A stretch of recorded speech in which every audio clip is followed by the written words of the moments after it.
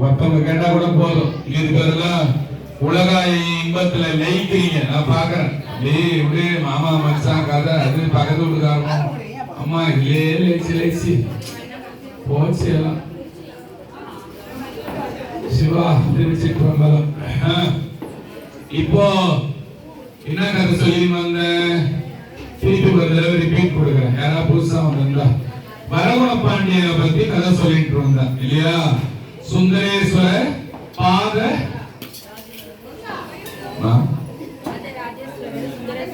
ராஜராஜ பாண்டியன் சொல்லணும். ராஜராஜ பாண்டியன்.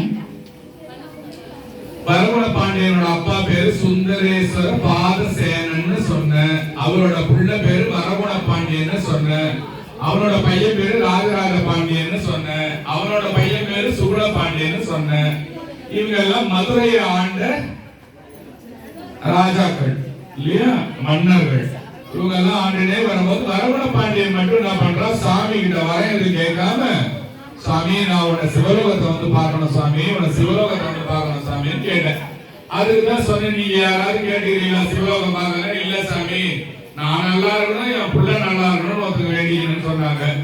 இன்னொருத்தவங்க எனக்கு நகை கடையில டிஸ்கவுண்ட் போடணும் சாமி, எனக்கு அதுதான் ஒரே வேண்டுதல் ஒருத்தவங்க சொன்னாங்க. இது மாதிரி ஒருத்தவங்க ஒண்ணு சொன்னீங்களே தவிர யார் ஒருத்தருமே சிவபெருமான் நல்லா இருக்கணும், 84 100 100,000 கோடி யோனி பேதங்கள் படைத்த அவற்றுள் உயிருக்கு உயிராய் நின்றான் இறைவன் சிவபெருமான் இல்லையா? 84 100 100,000 எத்தனை பார்த்துங்க, லட்சம் உயிர்கள், 84 லட்சம் உயிர்கள் இருக்கு. உங்களுக்கு தெரிஞ்சதெல்லாம் இங்க இருக்கிறதா இல்லையா? அத மாதிரி இருக்கிற காலத்துல சிவலோகம் காட்டுறதுக்கு சிவபெருமானை கேட்கவே சிவபெருமான் சரின்னு சொல்லி ஒத்துக்கிட்டு நந்தியை கூட்டு, நந்தி பெருமானே போய் என்னோட பக்தனாகிய வரகுண பாண்டியனுக்கு போய் சிவலோகத்தை சுத்தி காட்டு, சிவலோகத்தை சுத்தி காட்டுன்னு சொல்லிட்டாரு. கொஞ்சம் உங்களோட உரையாடல அங்க காலேஜுக்கு வந்த மாதிரி உட்காந்துக்கிறாங்க பாருங்க, அந்த மாதிரி எல்லாம் உட்காந்துங்கன்னா நிறுத்திக்குவேன். நான் எனக்கு சொல்லணும்ன்ற அவசியம்லாம் இல்ல, எதுவுமே கிடையாது. நான் வாடு போயிடுவேன் அமைதியா இல்லையா? கொஞ்சம் திருப்பி அதே செஞ்சிருந்தீங்கன்னா நிறுத்தி விட்டுருவேன், அவ்வளவுதான். அப்புறம் யாரு கேட்டாலும் சொல்ல மாட்டேன், சாமி கேட்டா மட்டும் தான் சொல்லுவேன். சாமி ஆச்சு நான் ஆச்சு பேசிக்குவோம். நானும் நீயுமாய் ஏக போகமாய் ஏகாந்தமாயின்னு சொல்லுவாங்க. அது மாதிரி நானும் நீயுமாய் ஏக போகமாய் சிவபெருமானுக்கே திருவிளையாடல் புராணம் கதையை ரிப்பீட் சொல்லிட்டு நான் சிவராத்திரி எழுந்து போயிடுவேன். ஆமா, அதனால இந்த மாதிரி இருக்குது. யாரு இந்த மாதிரி இருக்கும்போது அவனுக்கு வந்து சிவலோகத்தை காட்டுது நந்தி. நந்தி சுவாமி சுவாமி இதுவே யாருக்குமே காட்டக்கூடாதுன்னு சொல்லி ஆணையிட்டீங்களே, இப்ப என்ன சாமி விதி விலக்கு? ஆமா, நான் சொல்றேன், அவனுக்கு போய் காட்டு, வரகுண பாண்டியனுக்கு போய் காட்டு. இட்டுன்னு போகுது, முதல் லோகத்துக்கு போகுது. 7 மேகங்களும் கீழே வருது. ஒரே நீரருவியோட சத்தம், நீர்வீழ்ச்சி சத்தம், ஒரே வாசனை, பூக்கள் நந்தவனம் மாதிரி இருக்குது, சுகந்த மனங்கள், ரொம்ப வாசனை உள்ள மலர்கள் எல்லாமே இருக்குது. இவனுக்கு வந்து பாண்டிய ராஜாவுக்கு ஒண்ணு புரியல, என்னடா இது ஒரு வித்தியாசமான லோகமா இருக்கு, ஒரே புகை மூட்டமா இருக்கு, ஒண்ணுமே தெரியல. இப்ப நீங்க என்ன பண்ணணும், நீங்க நல்ல சிவபக்தியா இருந்தா கண்ணை மூடி நீங்க அதுக்கு போயிடணும். நான் சொல்ற சீன் அப்படியே வீடியோ மாதிரி எடுத்துன்னு அப்படியே போயிடுங்களா, எவ்வளவு ஆனந்தமா இருக்கும் தெரியுமா?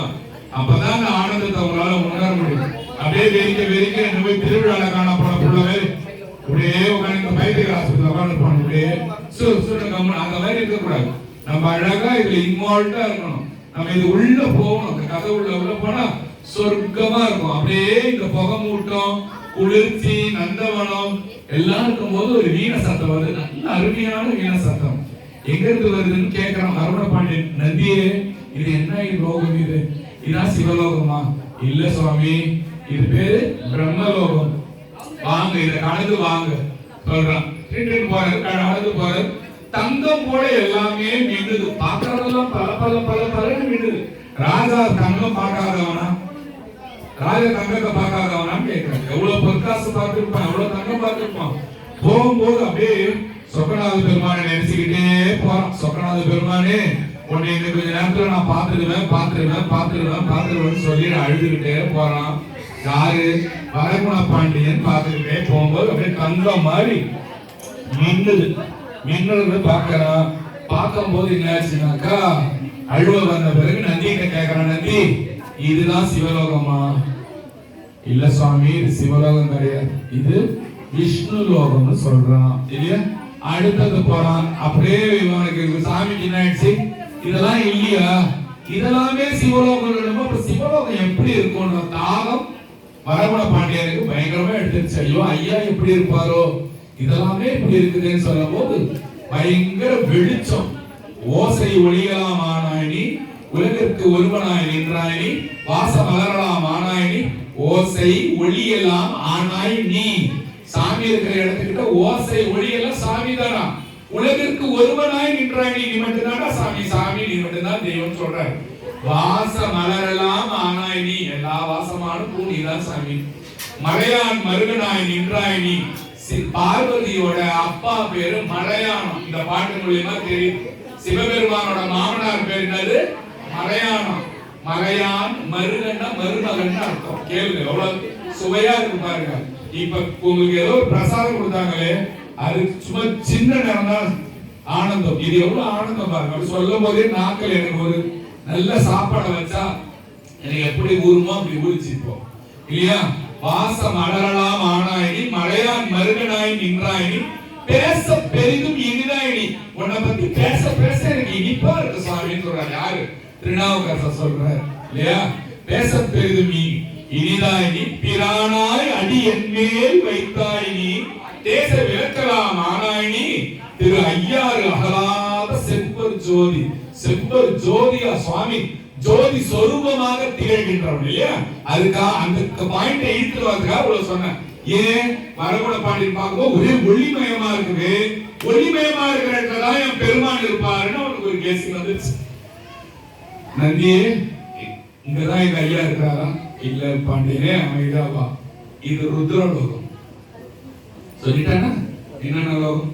பிரம்மலோகம் சொன்னா, விஷ்ணு லோகம் சொன்னா, ருத்ரலோகத்துக்கு போயிட்டான். இப்ப ருத்ரலோகமும் போயிட்டானா.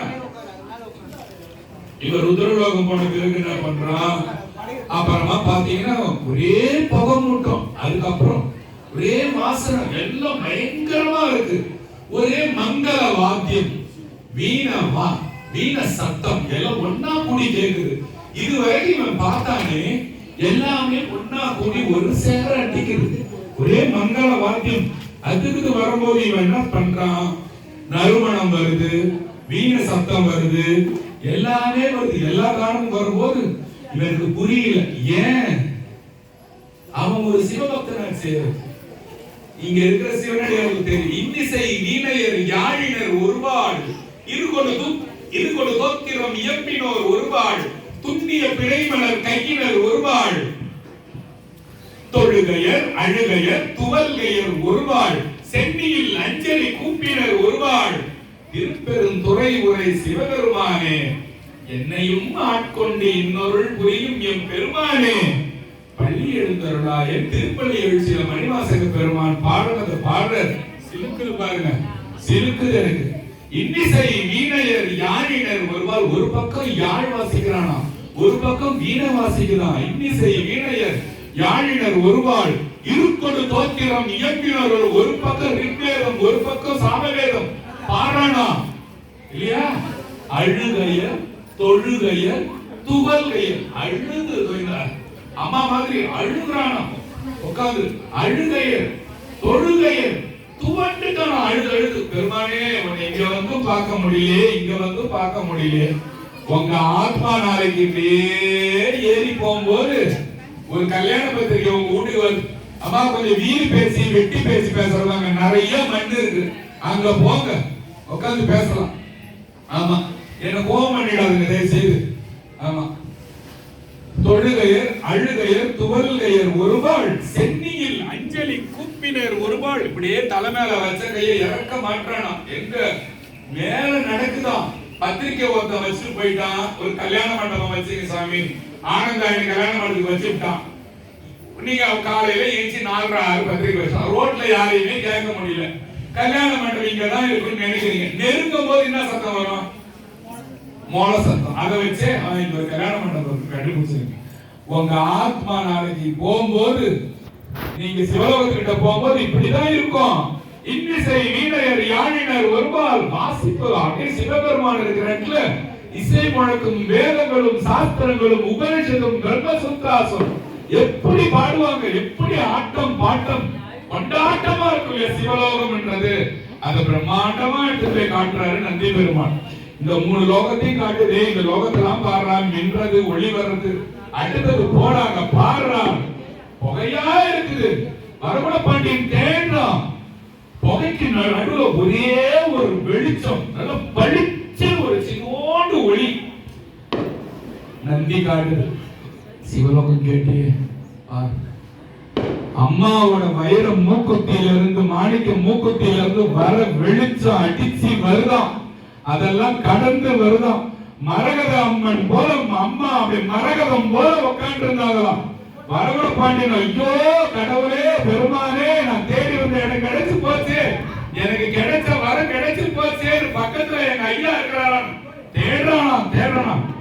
புனித கங்கையுடன் உங்களுக்காகவே கெட்டதெல்லாம் சாட்ட நீல கண்டத்துடன் உங்களுடைய கண்கள் போல பல ருத்ராட்சங்களை ஏந்தி அரவுகளை ஏந்தி உடல் முழுதும் விபூதி இல்லையா, புலித்தோலை அரைக்கசத்திய பெருமான் சிவபெருமான், கருணையே அறிவான தெய்வம், பெரும் புன்னகையோடு சிரித்த முகத்தோடு நெற்றி கண்ணோடு அரவண பாண்டியருக்கு விடை மேல அம்மாவும் ஐயாவும் அப்படியே காட்சி கொடுக்க, அந்த காட்சியை பார்த்து ஓடி போய் ஐயான்னு அழுது விழுந்தான அரவண பாண்டியன்.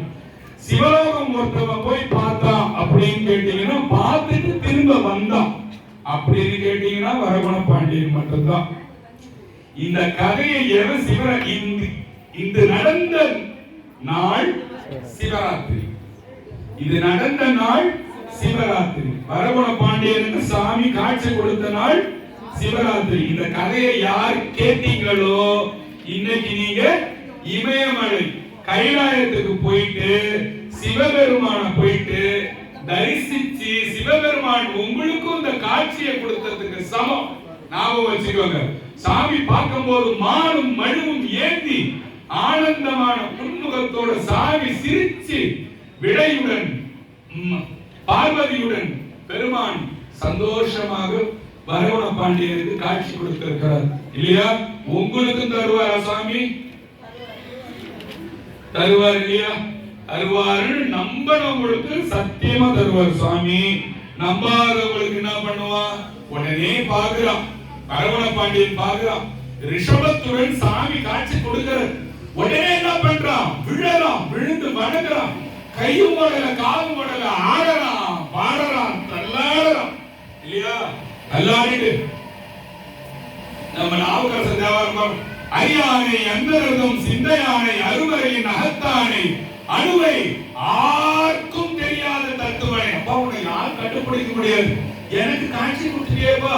தேனை பாலை திகழொலியை தேவர்கள் தங்கோனை மற்றை கரியானை நான்முகனை கனலை காற்றை கனை கடலை குலவரையை கலந்து நின்ற பெரியோனை பெருமற்ற புலியூரானை பேசாத நாளெல்லாம் பிறவாத நாளே அரண கற்பகத்தினை கனகமால் வரையை காமகோபனை கண்ணுதலானை சொற்பத பொருள் இருள் அறுத்த அருளும் தூய சோதியை வெண்ணை நல்லூரில் அற்புத பல ஆவணம் காட்டி அடியனான என்னை ஆளது கொண்ட நற்பதத்தை நல்லாரனை அமுதினை நாயினேன் இனி மறந்திருக்கேனே.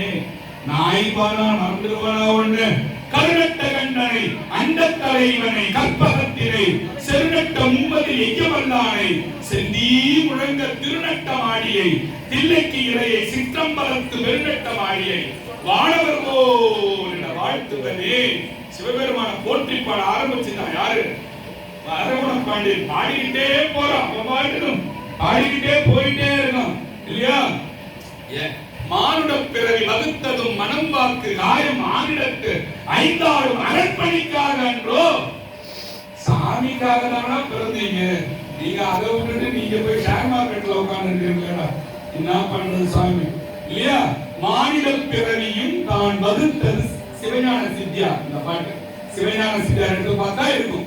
மானுட பிறவியும் தான் வகுத்தது மனம் வாக்கு காயம் ஆனிடத்து ஐந்தாளும் அரண்பணிக்காக அன்றோ. அவருக்கு செய்ய பாட பேசத்தான் நீ பிறந்த. நீ மறந்துட்டு நீ போடுற ஆட்டம் தான், நீ போடுற கூத்து தான், எல்லாம் பகவான் பார்த்து தானே இருக்கிறான். இந்த ஊரெடுத்து உழலும் ஊமர் ஒன்றையும் உணரர் அன்றோ.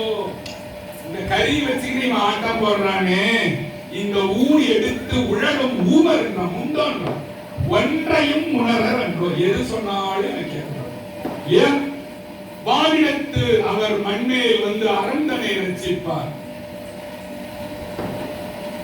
மானிட பிறவியும் வகுத்தது மனம் வாக்கு காயம் ஆனிடத்து ஐந்தாடும் அரண்பணிக்காகன்றோ. வானிடத்து அவர் வந்து மண்மேல் வந்து அரண்தனை ரட்சிப்பார். சாமி நாங்க தான் பண்றோம், இவ்வளவு பேர் மத்தவங்க வீட்டுக்கு பிரசாதம் கொண்டு ஓட்டாங்க சாமி, பரவாயில்ல. அவ்வளவு தேவர், அவ்வளவு முனிவர், அவ்வளவு சித்தர், அவ்வளவு ஞான பெருமக்கள் எல்லாம் இங்க உட்கார்ந்து கூட இருக்காங்க. தெரியுமா? தெரியுமா? பெருமான் வந்து பார்வதியோட நின்று இருக்கிறார். சத்தியமா சத்தியமா சொல்றேன்.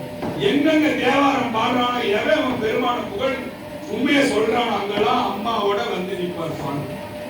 நம்ம கண்ணுக்கு அகப்படுறதில்லை, ஏன்னா இது ஞான கண்ணு கிடையாது, உங்களுக்கு பூனை கண்ணாய் போச்சு. அதனால வரமாட்டான் சுவாமி, நமக்கு தெரிய மாட்டேங்குது. அதனாலதான் எனக்கு தெம்புனா கூட ஒரு தேவாரம் பாடும் போது அப்படியே இந்த கமலத்துல அப்படியே இழுத்துன்னு வந்து பேர் நாவி கமலம் தொப்பு இழுத்துன்னு வந்து அப்படி பெருமையா சொல்லணும். எவனாலும் ஒருத்தர் ரோட்ல வாழ்க்கை 50 ரூபாய் கட்டிட்டு போவான் இல்லையா? கோயில்ல பாடினா கோது ஓட்டின வாயிலே நிற்பான். கேட்டா எனக்கு பாட வராதுங்களா? அங்க ரோட்ல கத்த முடியல. ஒரு சிக்கன் பிரியாணி தரான்னு தெருவா போவான் வெளியில. கோயில்ல 10 நிமிஷம் வெளியே நான் நிக்க மாட்டேங்க வெளியில. இங்க பாத்துருப்பீங்களே, நான் சொல்றது ஏதோ ஓவரா தெரியுதா உங்களுக்கு? பாக்கல நீங்க அங்க வெளியில போய் நிக்க வைங்க, நிப்பானா? நிக்க மாட்டான். இதே அங்க யாரும் மீட்டிங் போடுங்க, பூரா நிப்பான். இது வேற விதமா போயிட்டு போது வேணா விட்டுடுவோம். அதெல்லாம் யாரும் லைக் பண்ண மாட்டாங்க. சரியா? இப்போ அவன் சாமி கிட்ட என்ன பண்ணா, பாண்டியன் வந்து பிச்சை எடுத்தான் இல்லையா? என்ன பிச்சை எடுத்தான்? சாமி சிவலோகத்தை பாக்குறது தான் எனக்கு நீ போடுற பிச்சை எடுத்துக்கோன்னு சொல்லி கெஞ்சி கேட்டதால சாமி காட்டிட்டாரு. வரகுண பாண்டியன் என்றவன் நல்ல ஒரு பாண்டிய ராஜா. அவன் ஒரு நாள் வேட்டைக்கு போறான். சாமி வேட்டைக்கு போறான். கேளுங்களேன், வேட்டைக்கு போய் எல்லாத்தையும் வேட்டையாடுறான். யாரு? வரகுண பாண்டியன். வரகுண பாண்டியன் போட்டு வேட்டையாடிட்டு வரான். வரும்போது நைட் ஆகி போச்சு. இருட்டுல என்ன பண்ணா, ஒரு அந்தனர் ஒருத்தர், ஒரு அந்தனர்னா நீங்க நினைக்கிற மாதிரி கோயில் சிவாச்சாரியர் கிடையாது. புரிஞ்சுக்கோங்க எல்லாரும் நல்லா. எவன் ஒருத்தர் சிவ பூஜை பண்ணி ஒரு நாளைக்கு 3 வேளையும் சிவ பூஜை பண்ணி சிவநாமத்துல நாக்குல அரிக்கிறானோ அவன் தான் அந்தனர். நான் வச்சுங்க, அந்தனர் என்போர் அறவோருக்கு திருக்குறள்ல சொல்றாங்க. அறவன் தான் அவன் இல்லையா? பெருமானே கேட்க வேண்டாது. ஒரு அந்தனரை குதிரையோட கால் குழம்பு இருக்குதுல்ல, அந்த கால் பாத்தீங்கன்னா ஸ்ட்ராங்கா இருக்கும். வச்சு அழுத்துச்சுன்னா அவனோட நெஞ்சுக்குள்ள போயிடுது. போகும்போது என்ன ஆச்சு? இதயம் பிஞ்சுது. அந்த இறந்துட்டான். பிரம்மகத்தி தோஷம் வந்து பிடிச்சிருச்சு. யார? வரகுண பாண்டியன் ராஜாவை பிரம்மகத்தி தோஷம் பிடிச்சிருச்சு. பிரம்மஹத்தினா என்னது? ஒருத்தவனை கொன்னா பிடிக்கிற தோஷம் பிரம்மஹத்தி தோஷம். ராவணனுக்கு ஏற்பட்டிருக்கு, எல்லாருக்கும் ஏற்பட்டிருக்காது. ஓகேவா? அப்போ என்ன பண்ணிட்டா, அவனுக்கு பிரம்மஹத்தி தோஷம் இருந்தது. பேய் அந்த மாதிரி, ஏன்னா பேய் அந்த மாதிரி நீங்க கேட்பாங்க இல்லையா? பேய் குடிச்ச மாதிரி இருக்கு. நாட்டுக்கு என்ன வேலை செய்யணும்னே அவனுக்கு தெரியல. எதுவுமே சிறப்பித்து கொடுத்த மாதிரி மந்திரி இங்க கூட்டி கேட்கறான். இந்த மாதிரி என்னால எதுவுமே முடியலடா மந்திரி. யார்? ராஜா போய் மந்திரி கிட்ட கேட்கறானா, அந்த அளவு வந்து நான் ராஜா பிரம்மகத்தி தோஷம் இருந்தால் மந்திரி சொல்றான், சாமி எப்பேற்பட்ட கஷ்டமா இருந்தாலும், எப்பேற்பட்ட வினைகள், தீராத வினைகள் உனக்கு தீக்கிறோம்னா என் பெருமான கும்பிடு. யாரு? ஆலவாய் சொக்கரை கும்பிடுங்க சாமி. ஸ்தல விருட்சம் வந்து கதம்ப மரம், மதுரை இல்லையா? தீர்த்தம் ஒற்றாமரை பழ தீர்த்தம். அப்புறம் என்னது? ஒரு கோயிலுக்கு என்ன தேவை? ஸ்தல விருட்சம், தீர்த்தம், அப்புறம் பெருமான் யாரு? சொக்கநாத சுவாமி இல்லையா? அது மூணா அந்த கோயில் இருக்கு. அப்போ சொக்கநாத சாமி கும்பிடுங்க சாமி, சொக்கநாத சாமியை எழுதான். யார் அவன்? சிவபெருமானே சிவலோகத்தை காட்டின பாண்டியனை சிவபெருமான் கஷ்டப்பட விடுவானா? விடுவானா? சிவபெருமான் கனவுல போறான். உங்ககிட்ட வேண்டிய நிகழ்வு வந்திருக்கானா? வந்துக்கிறாங்க. யாரு கனவுல? சாமி யார் வந்துக்கிறா? திருட வந்துக்கிறானா? சரி, யாரோ போக, அது விடுங்க. சுவாமி கனவுல வந்தாராம். மரமண பாண்டியா, ஏன்டா கஷ்டப்படுற சாமி? இந்த மாதிரி நான் தெரியாம மெச்சின சாமியை போயிட்டு வரும்போது குழம்புப்பட்டு அந்த செல்ல சாமி. சரி, கவலைப்படாத, அதுக்கு ஒரு மாற்றம் நான் சொல்றேன். என்ன சாமி? ஒரு சோழ மன்னன் உங்ககிட்ட படையெடுத்து வருவான், அவன் உங்ககிட்ட தோத்து போவான். ஒரு சோழ மன்னன் தோத்து போவான், அது வரைக்கும் பொறு. அவர் சாமி சொல்லிட்டாரு, வராம இருப்பானா? பம்புக்கு வந்தா சோழ மன்னன். மரபண பாண்டியன் சாமி சொல்லிட்டாரு. இப்போ இவரு எக்ஸாமுக்கு போறாரு, இவர்கிட்ட கேள்வி தாலே கொடுத்துட்டாங்க. 3 நாளைக்கு கொஸ்டின் பேப்பர் கொடுத்துட்டாங்க. அவரு எக்ஸாம் போவே எப்படி தெரியுமா போவாரு? காலரை தூக்கிட்டு போவாரு. எல்லாமே அவருக்கு தெரியுமே. 100 பேர் யாரும் படிச்ச போயிட்டே போறாங்க. சர் எழுதுவார் இல்லையா? அத போல மரபண பாண்டியன் சாமியே சொல்லிட்டாங்க, நீ ஜெயிச்சிரோட போனாங்க. சோழன் வந்தான், மரபண பாண்டியன் ஓட ஓட அடிச்சு தோர்த்தான் சோழன். அப்புறம் என்ன சாமி செய்யணும்னா, அவன் சோழன் ஓடுவான், அவன் பின்னால நீ ஓடிவான். நான் ஒரு இடத்துல கூப்பிட்டுக்கிறேன், உள்ள ஓடிவான் சொல்ற சாமி. யார் சொல்றா? நம்ம சாமி எவ்வளவு உதவி பண்றாரு பாத்தீங்களா? கருணை கடல் என்னோட தெய்வம், உங்களோட தெய்வம். உன்னோடதான் நாங்க யாரும் கேட்கிறோம் இல்லையா? ஆமா, அடிச்சான் தொருத்தனா சோழ மன்னன் ஓடும். பின்னால விடாம அரவண பாண்டியன் தொத்தி ஓடி போய் திருநீட்டை மருதூர் கோயிலுள்ள ஓட்டான். யாரோட ஆட்சியில் கோயில்? சோழனோட கோயிலுள்ள ஓடிவிட்டான். யாரு? அரவண பாண்டியன் ராஜா. இதாண்டா சாக்கன் ஓடினான். உள்ள ஓடலாம், இதுவரை கேட்காத கொஞ்சம் கேளுங்க. உள்ள ஓடலாம் பாருங்க. அந்த பிரம்மஹத்தி வெளியே நின்று போச்சு. மற்ற கோயிலினா அது உள்ள போயிருக்குமா? இடைமருதூர்ல மட்டும் எந்த தோஷத்துக்கு உள்ள போய் இடங்கள் கோவிலே சாமி. அதனால திருவிடை சத்தியமா எல்லாரும் போய் தயவு செய்து பாருங்க. உங்களை பிடிச்சிக்கிற தோஷம் பூரா பூரா போகும். மரபண பாண்டியா அடுத்தது பாருங்க. ஏன் சொல்றேன்னா, அன்பை இங்க உண்மையா வச்சீங்கன்னா ஒரு தடவையும் உங்களை கைய புடிச்சிட்டு போவான் சாமி. கேளுங்க, கைய புடிச்சு எடுத்துட்டு போவான். வாடா வாடா செல்லம் செல்லம். அது நீங்க செய்யறது கிடையாது. அதுதான் உங்களுக்கு அவருக்கு போச்சு. மரபண பாண்டியா, நீ கிழக்கு பக்கமா வந்துட்டப்பா. கோபுரம் வெளியில பிரம்மகத்தி நிக்கிறான், நீ போய் மாட்டிக்காதடா, மேற்கு பக்கமா ஓடிக்கலான்னு சொன்னார். மரபண பாண்டியன் என்ன பண்ணா, மேற்கு பக்கமா குடு குடுன்னு ஓடிட்டான். குதிரை எடுத்துக்கிட்டு எங்க ஓடிட்டான்? மதுரைக்கு ஓடிட்டான். நின்ன பிரம்மகத்தி அங்கேயே இருக்கு. அவனை ஒண்ணுமே பண்ண முடியல. சாமியை தாண்டியதால வெளியே வர முடியல, எந்த திசையும் போக முடியல. சாமி அங்கேயே இருக்கு. ஏன் கடனி இல்லையா?